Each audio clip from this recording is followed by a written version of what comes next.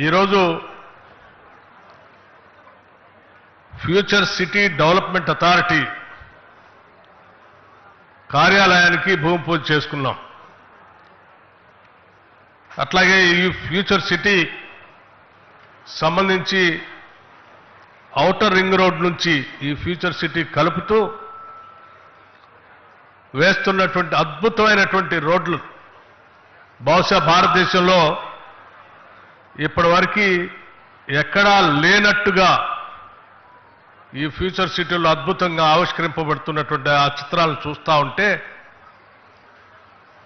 ఈ దేశ భవిష్యత్తు అంతా కూడా ఈ ఫ్యూచర్ చుట్టూ తిరుగుతుందేమన్నటువంటి అద్భుతమైన ఆలోచనలతో ఈరోజు ఆ రోడ్డుకు కూడా మనం భూమి పూజ చేసుకున్నాం. అటు ఇటు ఎలివేటెడ్ రోడ్లు,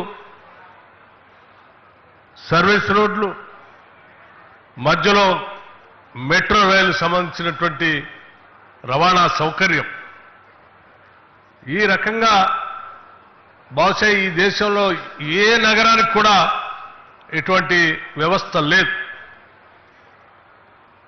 అలాగే ఈ నగరం సంబంధించి కూడా ఆ ప్రారంభోత్సవం జరిగిన కార్యక్రమంలో భాగంగా ముఖ్యమంత్రి గారు కొన్ని విషయాలు ఆ బొమ్మలు చూపిస్తూ చెప్తూ వచ్చారు.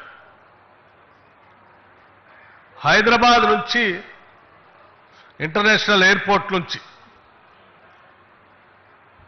ఈ ఫ్యూచర్ సిటీని కలుపుతూ రోడ్లు వేయటమే కాకుండా ఇక్కడ నుంచి బందర్ పోర్టుకి తెలంగాణ రాష్ట్రానికి లేనటువంటి ఒక సీ పోర్టుని కలుపుతూ వయా అమరావతి మీద నుంచి ఒక అద్భుతమైనటువంటి గ్రీన్ ఫీల్డ్ రోడ్ని శాంక్షన్ చేపించుకొని వచ్చాను. మీరు నన్ను ఢిల్లీ పోయినప్పుడు కేంద్ర మంత్రితో మాట్లాడి వాటన్నిటినీ క్లియర్ చేయించుకొని తీసుకొని వచ్చానని చెప్పి వారు ఆ మ్యాప్లో చూపిస్తూ ఉంటే నిజంగా చాలా సంతోషం అనిపించింది.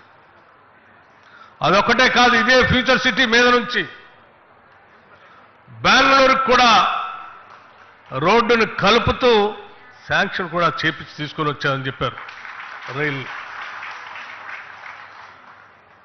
ఇది ఒక మహా అద్భుతంగా మారేటువంటి నగరంగా రూపుదిద్దుకోబోతా ఉంది. మనందరికీ తెలిసిందే, నిన్న ముఖ్యమంత్రి గారు వరల్డ్ టూరిజం డే సందర్భంగా మాట్లాడుతూ హైదరాబాద్ నగరం గురించి కూడా ఒక మాట చెప్పారు. హైదరాబాద్ నగరాన్ని అందరూ ఓల్డ్ సిటీ అంటారు, అది ఓల్డ్ సిటీ కాదు, ఒరిజినల్ సిటీ. ఆ ఒరిజినల్ సిటీని కూడా అద్భుతంగా మేము డెవలప్ చేస్తున్నామని చెప్తూనే తెల్లారే వరకు ఈ ప్రపంచంలో ఉన్నటువంటి ప్రజలందరూ ఏ భవిష్యత్ నగరం కోసం చూస్తారో అటువంటి భవిష్యత్ నగరానికి సంబంధించినటువంటి కార్యాలయానికి ఈరోజు భూమి పూజ చేసే కార్యక్రమం చేసి నిజంగా రెండు అంశాలని ఈరోజు స్పష్టంగా ఈ రాష్ట్రానికి దేశానికి కూడా చూపిస్తా ఉన్నారు. దాదాపు 436 ఏళ్ల కిందట కుతుబ్ షాహీల పాలనా కాలంలో మీర్ మొహిన్ హజరత్ అనే ఇరాన్ ఆర్కిటెక్ట్ హైదరాబాద్ నగరానికి ఒక అందమైన నగరంగా ఆ రోజు ఆర్కిటెక్ట్గా ఉండి